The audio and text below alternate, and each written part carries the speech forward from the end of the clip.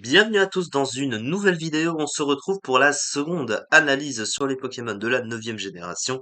Et oui, après avoir commencé du coup cette nouvelle série d'analyses après la sortie de la neuvième génération qui est maintenant sortie il y a un peu plus d'une semaine, une semaine et un jour précisément au moment où je tourne cette vidéo. Et du coup, il était logique que comme les autres générations, je fasse des analyses sur celle-ci.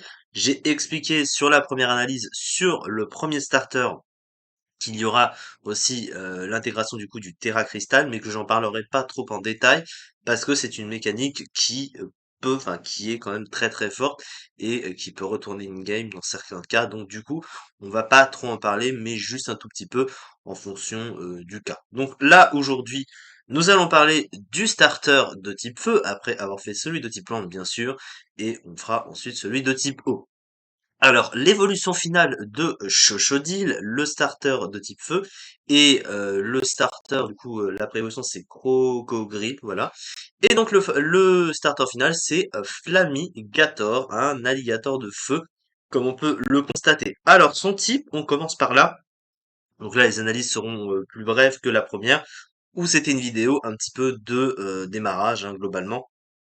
Donc du coup, Flamigator a un type feu et spectre. Feu et spectre, un type qui fait penser à Lugulabre, hein, évidemment le fameux de la cinquième génération, mais on a également Ossature d'Alola.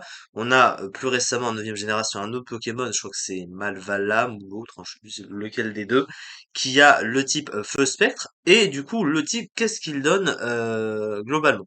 Déjà défensivement, Feu et Spectre, c'est un type qui est plutôt assez sympathique. Alors, on retrouve quand même des faiblesses qui sont assez gênantes, hein, donc ça reste quand même, voilà, des faiblesses à des types hein, qu'on va retrouver assez souvent, avec notamment une faiblesse au piège de roc, hein, le type roche du coup, et des faiblesses au spectre, ténèbres et sol.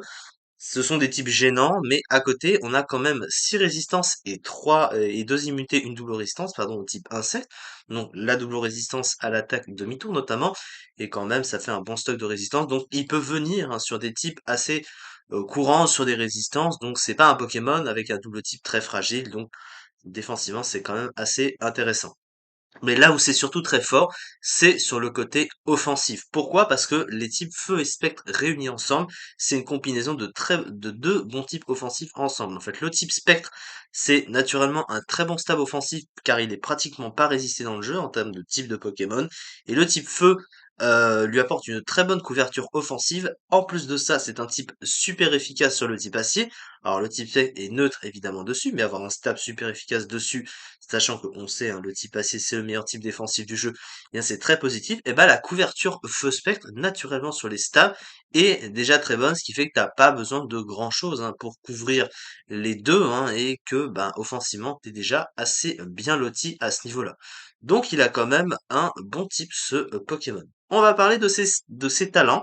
Le premier, c'est Brasier, le talent de tous les starters de type feu sans exception, qui booste de 50% les attaques de type feu s'il tombe à moins d'un tiers de sa barre de vie, ce qui est pas non plus incroyable dans la mesure du fait où bah déjà t'as le Terra Crystal, donc c'est vrai que tu peux booster ton type feu avec un Terra Crystal feu, notamment je rappelle que ça double booste le stab, mais ça reste assez situationnel parce qu'il faut que tu puisses réussir à taper quand t'es assez affaibli pour booster cette puissance, ce qui est assez rarement le cas, et bon, bah, c'est de toute façon un talent qui est assez rarement vu. Son autre talent, c'est inconscient. Inconscient, c'est un talent qui ignore les boosts de stats lorsque vous tapez, et de la même manière, si un adversaire se booste et qu'il vous tape, ça les ignore également. Donc c'est un aspect défensif et offensif, c'est un talent possédé par Marès, qui est très bon pour ce Pokémon, puisqu'il est défensif notamment. Ça veut dire que en fait, eh bien, même si l'adversaire se booste, tu t'en fous, tu peux taper et ça ignore en fait les boosts que se fait l'adversaire, autant défensivement et offensivement. Donc défensivement si tu tapes en l'occurrence, et c'est assez pratique à ce niveau-là. Et avec un double type feu et spectre, c'est encore mieux. Donc inconscient est plutôt un talent pardon assez sympathique.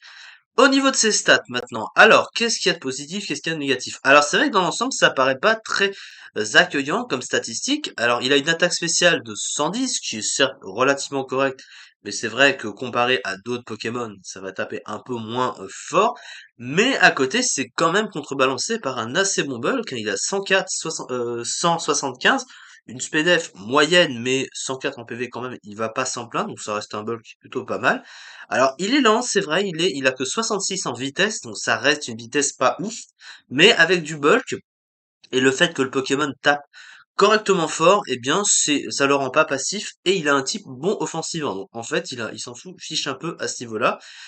Il a une attaque de 75, mais ça, on va pas vraiment s'en servir vu le move pool à côté en plus. Donc, ça, on s'en fiche un petit peu. Passons maintenant au move pool. Alors, comme les autres Pokémon, je n'ai pas encore vu en détail les move pools des Pokémon, je le découvre en direct avec vous. Alors déjà, j'ai pu entrevoir qu'il avait une attaque signature, ce Pokémon, qui s'appelle Torchon, je ne sais pas comment ça s'appelle en français. 80 de puissance, 100% de précision, c'est spécial. Ça a 100% de chance de booster l'attaque spéciale de votre Pokémon d'un cran. Donc une attaque assez forte du coup à ce niveau-là à chaque fois que vous tapez. À côté, sur le plan du stab, il y a évidemment le classique Balombre stabé. Alors, si tu utilises du coup le Terra Blast ou ça avec le Terra Crystal Spec, bah, ça double les dégâts, donc tu as moyen de taper plus fort à ce niveau-là. Donc voilà, ça reste évidemment très très fort. À côté de ça, sur le plan du coverage, il est limité quand même, il n'a pas grand-chose, mais après c'est vrai que bah, avec tes stats, t'es déjà assez bien loti, mais c'est vrai. Alors, il possède quand même Telluriforce, donc ça reste quand même ça. Voilà, j'avais pas vu Telluriforce, mais du coup, il a au moins, bah, il a le combo feu, sol et spectre, et je sais pas si c'est résisté, hein, je crois que ça l'est pas, hein. Donc, bah, en fin de compte, il a ça, voilà, que ça reste toujours positif. Donc, il a pas beaucoup de moves de coverage, mais au moins, il a quand même Telluriforce, que je n'avais pas vu, mais voilà, ça c'est finalement, c'est plutôt pas mal.